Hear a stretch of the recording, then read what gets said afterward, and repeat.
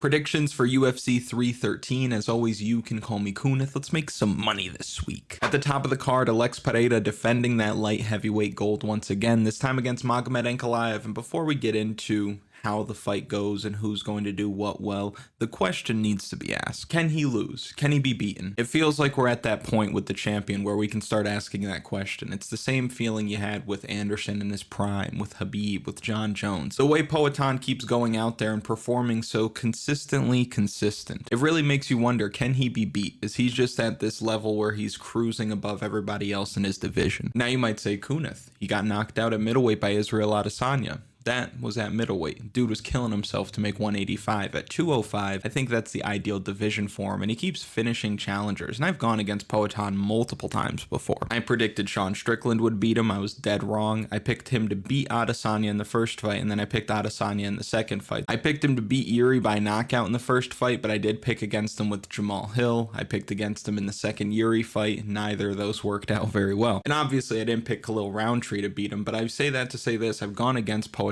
before, but even at 37, I don't know if he's somebody you should be betting against. And just from a betting theory standpoint, we talk about this on the channel from time to time, but if you're new, I'm sure a lot of new people are going to be watching this week, you don't need to be betting on the main event. I think it's a bad idea more often than not to bet on the main event, and that's a fight that most people are betting on. Reason why I think it's bad for you to bet on the main event is because normally they're giving us 12, 13, sometimes 14 fights. Last week it was 10, but still they're giving us many fights on a weekly basis. So for you to be betting on one side of the main event, no matter what side it is, the problem I have with that is that you are betting against most likely the best or second best fighter on the entire card. Pound for pound, is anybody on the card better than Magomed Ankalaev? The only guy you can argue is Alex Pereira. So depending on how you're looking at the main event, you're going to be betting against one or the other, when you can bet against guys like Francis Marshall. But betting aside, I've always thought that Poatan's head movement was a little bit slow. I feel like he doesn't react all that well to strikes coming back his way. I feel like he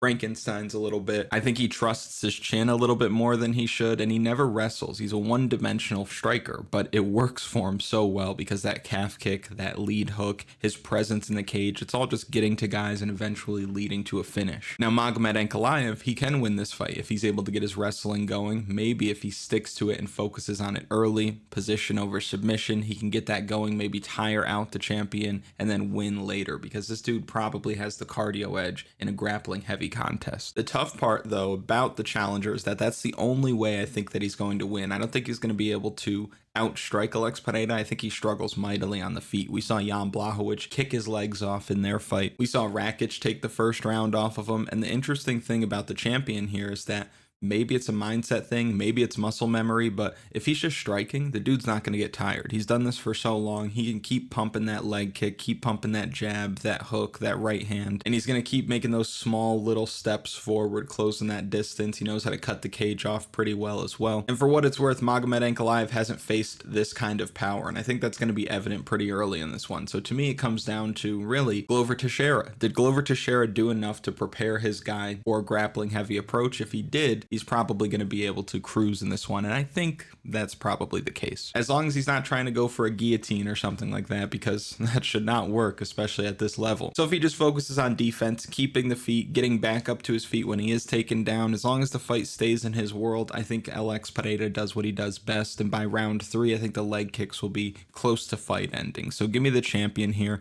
Give me Poatan. I think he wins this fight by knockout. And real quick, if you haven't already, like the video, subscribe to the channel, comment something for the algorithm. You know how the algorithm works. In the co-main spot, we got Justin Gaethje, Rafael Fiziev 2. It's a tough one on paper. I preferred to see Dan Hooker in this spot. It isn't Dan Hooker, it's Rafael Fiziev. I liked Dan Hooker to win. And you look at the first fight between Gaethje and Fiziev, it was very close. So if I already liked Dan Hooker, I got a proclivity for whoever was going to step in. And with it being Fiziev, I'm thinking, okay, we probably are going to end up on that side. And I picked Rafael Fiziev to beat him in the first fight. Didn't work out. Plus, I picked Gaethje to knock out Poirier. I picked Holloway to knock out Gaethje. So I thought I had a pretty good read on him. But the more that I think about it, the more I think that Justin Gaethje is going to get it done this week. Obviously, if you're betting on him, you don't like that he's coming off of that brutal knockout in that fight against Max Holloway. Required some time away. He's been out of action for a while, but Justin Gaethje's a workhorse. You know, as soon as he was cleared, he was back in the gym working and trying to get after it to kind of get that taste out of his mouth, I'd assume. Plus, he knew he was fighting on this card, so he's coming in with a full camp worth of prep behind him. And Justin Gaethje, to me, doesn't seem like the kind of guy who you're going to have a lot of success against on a short notice call. We see guys get replaced all the time with weight misses, visa issues, last minute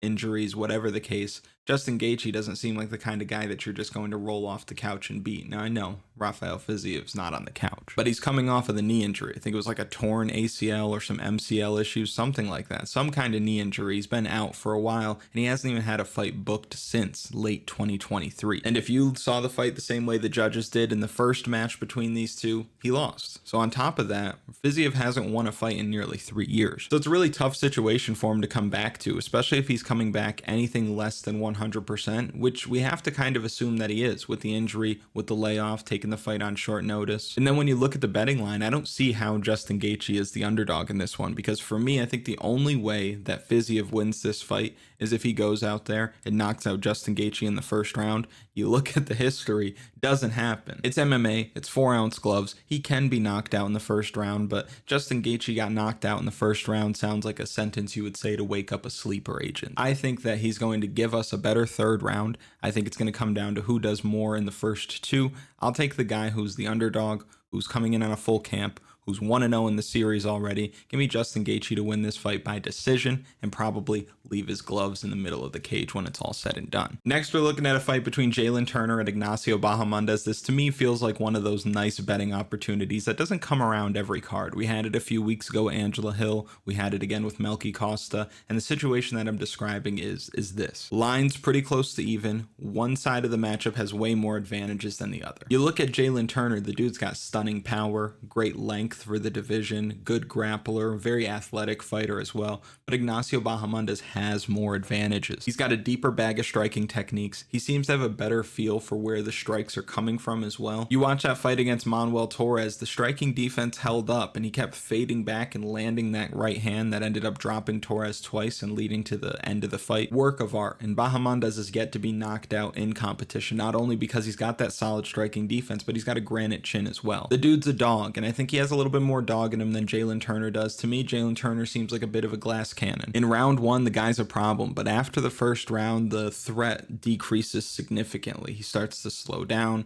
maybe he starts to second guess himself, maybe he loses focus a little bit in there, but you look at the stats. Jalin Turner in fights that have gone beyond the first round, his record is 3-6, and to go a step further, fights that have gone after the second round, so the third round has started, he's 0-4. So I think it's knockout or bust for Jalin Turner, and against Ignacio Bahamondes, that isn't really something that happens. I expect him to force Jalin Turner to fight at an uncomfortable pace for however long the fight lasts. He's the hotter fighter right now, and who knows where Jalin Turner's head is at after that silliness against Renato Moicano where he dropped him at the end of the first round but didn't follow up. Some say it's because he followed up a bit too much against Bobby Green, maybe didn't want that to happen again, and maybe that's the case, but let's be real, there's no room for that in this game. So I think taking Bahamondes gives us the side with the more durable fighter, a fighter who's going to throw and land more strikes, a fighter who's still clearly improving, not to say that Turner isn't, but Bahamondes is in the same gym with the likes of Belal Muhammad and Juliana Pena. You're talking winning culture, you're talking champions there, and I think this young man is a part of that winning culture as well. So I think he wins here. I think he closes out Turner late, maybe round 3. Give me Ignacio Bahamondes to win this fight by knockout. And he's for sure going to find himself on the official betting article this week. That could be found on KuniephMMA.com, despite the picks being a bit mid, although some things probably should have fell our way. I think Lucas Almeida won. I think Manel Kopp should have been disqualified. We still had a profitable week on the site for the official betting article, albeit slight, but Nazareth Hack Press came through for us like we said he would. But if you want the official betting article, the DFS strategy guide, lineup optimizer, data model, projections, the community parlay, all of that good stuff, you can find it on KuniephMMA.com, linked in the description and in a pinned comment. Back to the breakdown. Next we have a fight between Amanda Lemos. She's fighting Iasmin Lucindo this week. Big ol' age gap here, nearly 15 years between the two of them. Be ready during the broadcast to see the little graphic pop up where it tells you that fighters that are 10 years younger have a 71% chance of winning or something like that. but age be damned in this one. There's no way we're going against Amanda Lemos at plus money against this child. She's old and she's coming off a bad loss against Vina Jandiroba, but Jandiroba is a different animal on the mat. She armbarred Lemos, controlled her for most of that fight, just a bad look. But before that, we saw Amanda Lemos beat Mackenzie Dern. We saw her go full 5 rounds with Zhang Weili and have Weili in some tough spots, but that was largely one-way traffic as well. But that's Zhang Weili. What do you think Iasmin Lucindo would do? And I know they say power is the last thing to go. I don't know if that applies to straw weights, but if it does, Amanda Lemos, she's made a career off of having big power, catching fighters with long punches down the middle, catching them right at the end of them. And Iasmin Lucindo, young, a baby in this game. The future is extremely bright, I think, but still a baby in this game, and a step up in competition that I think is a little bit too much right now. She's coming off a split decision win over Marina Rodriguez. She lost the fight, let's be real. And if the judges called that fight accurately, 1, the UFC probably wouldn't have made this fight because she's coming off a loss, but 2, if the UFC did decide to make this fight, we'd probably see Amanda Lemos at minus 200 or worse. So I think the line is completely off for this one. Lucindo might have success if she's able to get her wrestling and her grappling going, but Amanda Lemos is a bigger submission threat than Lucindo's ever seen. Plus, she's going to have to eat some big shots on her way in if she wants to close the distance. So I think Amanda Lemos gets it done here. I think it's crazy to me that she's the underdog. We'll take Amanda Lemos to win this fight by decision. Next, we got King Green fighting Mauricio Ruffy this week, a male fighting nerd. We already know what's going to happen. It's an unstoppable force. The UFC knows Bobby Green's going to give us a good fight, so they're going to put him in there with Mauricio Ruffy, and both guys are going to land. They're both going to have success, but the bigger shots, the cleaner shots, and the fight-ending shots are going to come from the Brazilian. He knows how to throw everything in the book. He's got the power advantage, the speed advantage, the youth. I think he knocks Bobby Green out in the first or second round. Big favorite here. You're going to take the method of victory if you want to bet on this one. Going to be Ruffy to win this fight by knockout. Next, we have a fight between Curtis Blaydes. He's fighting Rizvan Kuniev this week. It feels like a slap in the face to Curtis Blaydes to have this fight even be made. You see what he looks like on the screen, right? That's from his fight on Contender Series, where he showed up in A shape. He would have to make some wholesale changes, in my opinion, to compete against a guy like Curtis Blaydes. And Kuniev, a big, strong guy, hits hard, but he's going to have to deal with a blast double leg like he's never felt in his life. And given his physique, I don't think he's going to have more than 1 round of gas left in the tank after Curtis Blaydes is forcing him to wrestle early. And this guy didn't look like that when he fought Renan Ferreira in PFL and won by decision, but he also popped for steroids immediately after. So we kind of get an idea of where he's at. Curtis Blaydes is a decent sized favorite here. I don't understand the matchmaking at all. I think, again, this is a slap in the face to Curtis Blaydes, but if you want to give him easy money, give him easy money. Why not? I think Curtis Blaydes does what he does best. Early takedown, ground and pound, get you check, go home. Give me Curtis Blaydes to win this fight. I'm going to say round 2, round 3 TKO. Next, we got some young bucks at flyweight throwing down. Rei Tsuruya fighting Joshua Van. Joshua Van is hips, hands, and heart personified. Has looked great in the UFC. Boxing is on point. He can defend takedowns. He can wrestle offensively, wrestle defensively, knows how to and when to dig deep.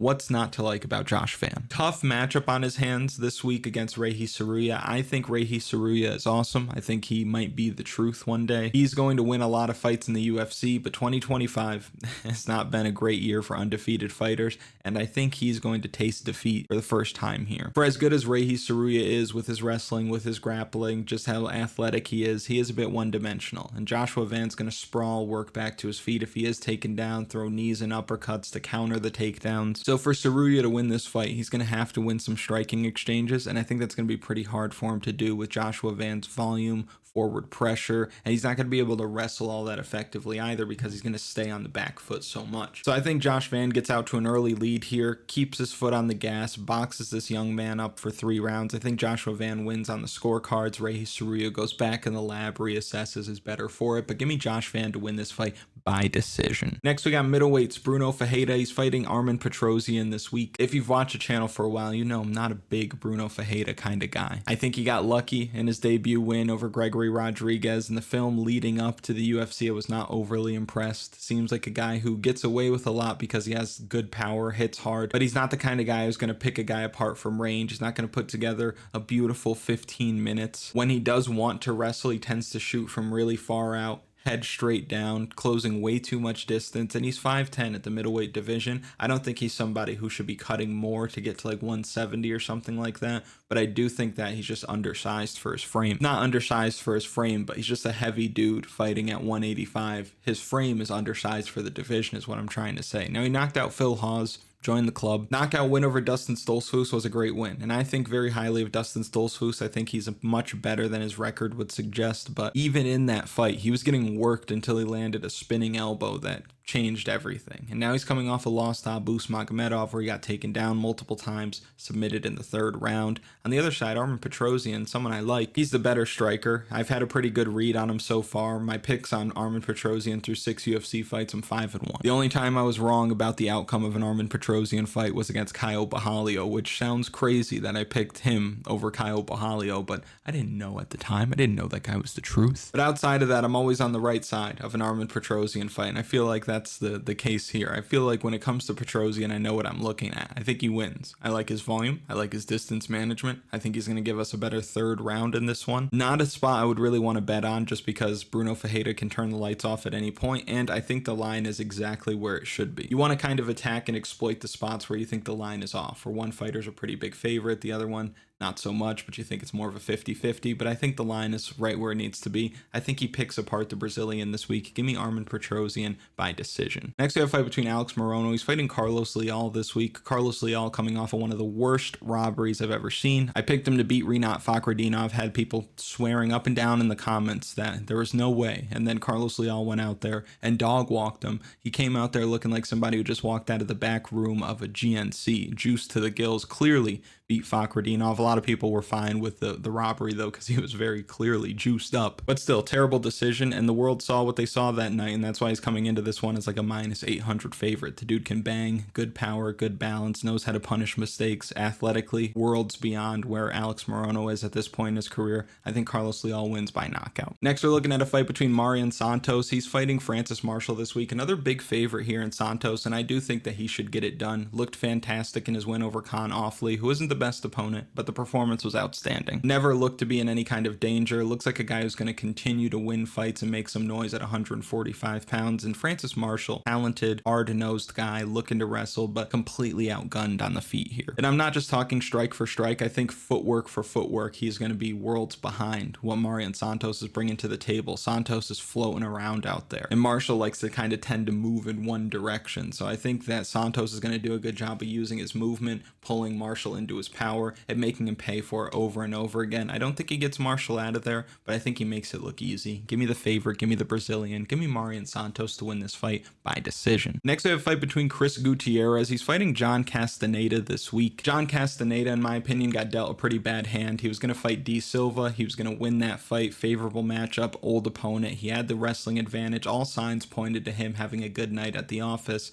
but now after cutting weight last week, albeit it was a catch weight of 140, he needs to weigh in again, albeit this time at 145, but still, you know, his body is not peaked for this fight. Plus, with the change in opponent, it makes things that much worse. Chris Gutierrez is not much older than him. Chris Gutierrez is actually slightly younger. He's a better striker. He's going to be chopping away at the Castaneda legs for all 3 rounds. He's going to defend takedowns here. And the short notice nature of this fight doesn't really have me worried because it's 145, but I think that favors the taller Gutierrez. He's not going to have to cut so much weight, and I don't think he's going to have to think about it so much, just having the call, going in there and doing what he does. On paper, on the numbers, he's getting hit way less than Castaneda is. I think that trend holds this week. I think El Guapo doubles him up on the numbers, gets the nod on the scorecards, especially in the 3rd round when Castaneda's really struggling to put weight on that lead leg. Give me Chris Gutierrez to win this fight by decision. And lastly, we're looking at a fight between Ozzy Diaz. He's fighting Jordan Santos. If you haven't already, like the video, subscribe, all that good stuff. It's the last fight, or maybe the first fight. I don't know if my bout order got a little mixed up. Oscar, did you flip the bout order again? Santos is making his UFC debut this week. He won on Contender Series about 6 months ago, beat some Cage Warriors guy who's pretty young, but he got the dub, got in the UFC, sure. If he wants to grapple here, I think he can. I think he can have success, but I do think that this is a trap spot from a betting standpoint. I don't think you could justify Santos being a favorite, and especially a favorite of kind of this size, because Ozzy Diaz didn't make it to the UFC